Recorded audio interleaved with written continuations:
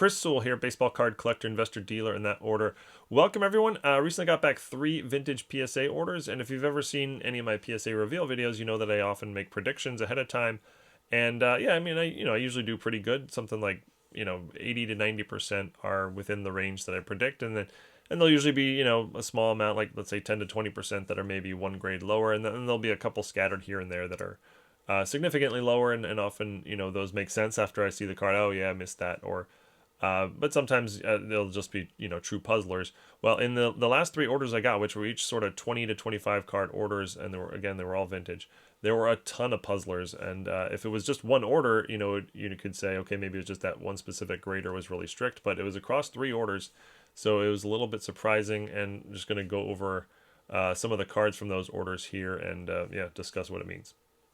So across the 3 orders, there's a total of about 70 cards, and there were just a lot more than usual that came back lower than my predicted grades.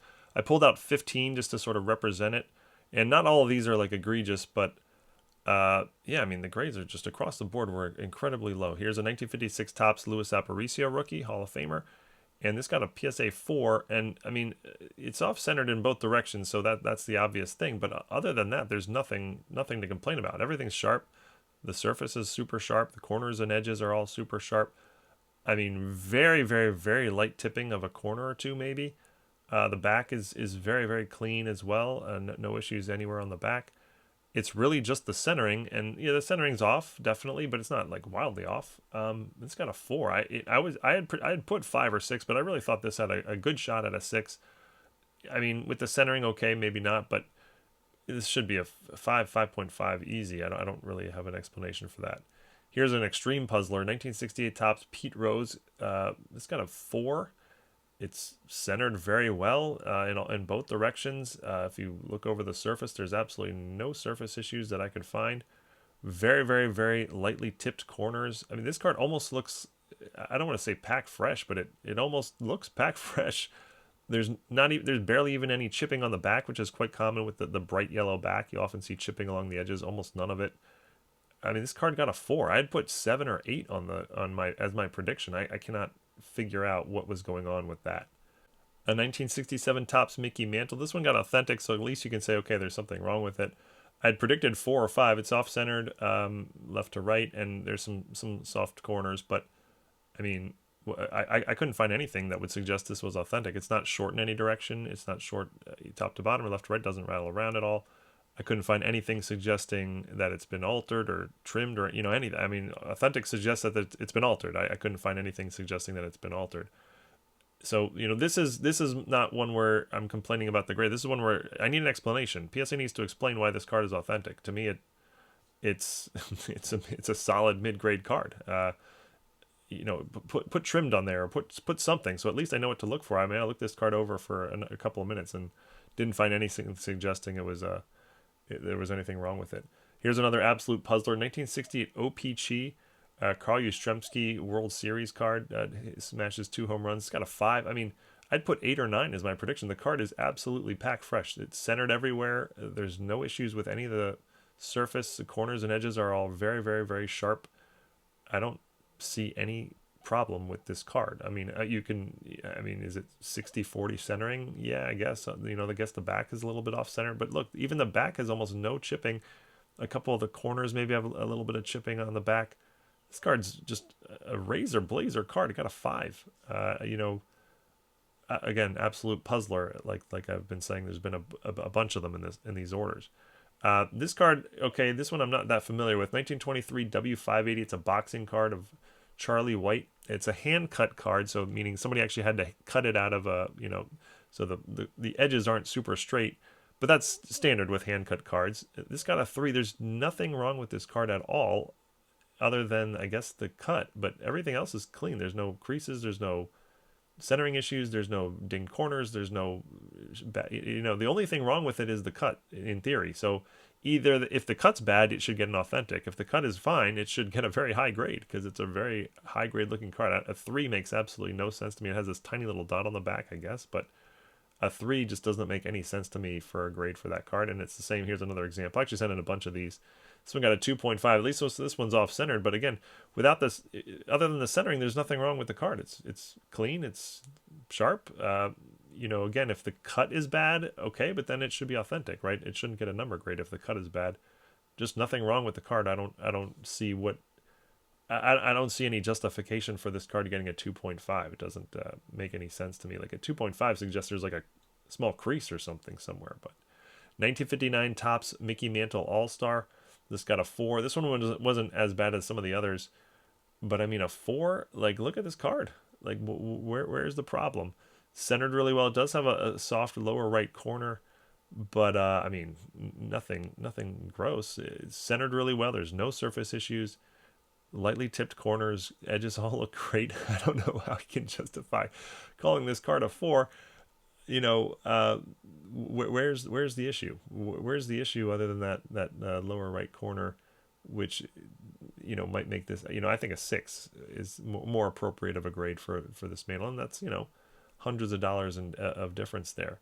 1958 Topps Brooks Robinson, second year. One of the ugliest images on a card, but this got a 3. Look how sharp this card is. It's centered really well in both directions. There's no surface issues. Corners and edges are quite good. I mean, they're not perfect, but they're not 3 level. It does have this tiny print defect right above his hat. It's pretty minor. I mean, you know, that might not get a grade down. The back is super clean and has no issues. It's centered and clean. I mean, these cards are really, really clean. And they're getting 3s and 2s and 4s. Just like I said, puzzlers. O.J. Simpson rookie, 1970 Topps. This one's not super bad. It got a 5. I had predicted 6 or 7. Really, the only issue with it is top to bottom centering. And again, very, very lightly tipped corners. I mean, 5's not egregious here, but again, 6 seems on the low side to me. I thought 6 or 7 was realistically where this card should land. 5 does not seem reasonable. I just don't see enough issues with the card to consider giving it a 5. Again, the back is really clean. There's no chipping on the back. There's no centering issues on the back. There's no issues with this card at all. Minor top to bottom centering issues on the front. Ultra minor tipped corner issues. I mean, if you're really, really nitpicking, that should not drive a card down to a 5. Another egregious one, 1958 Topps Mickey Mantle and Hank Aaron World Series batting foes. This got a 3. Just another really sharp card. No issues. None of these cards have creases or any sort of notable surface wrinkles or anything like that. Just a really sharp card. It's centered really, really well. This is like this should be a 6.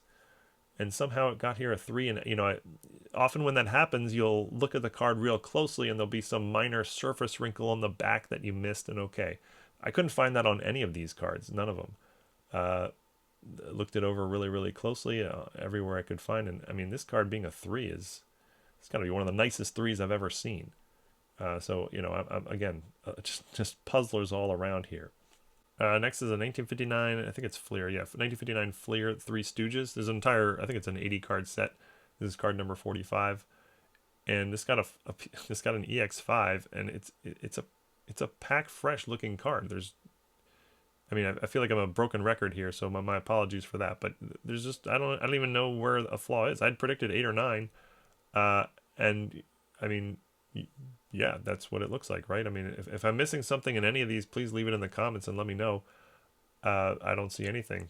I really don't see anything. I mean, the back, even I guess the back might be off center, left to right. I'm not sure, but there's just nothing wrong with this card. It looks like it just came out of a pack. It somehow got a 5. This is a super high grade card from the 50s, and it gets a 5. And here's another absolute example of this. 1978 Topps Dennis Johnson rookie.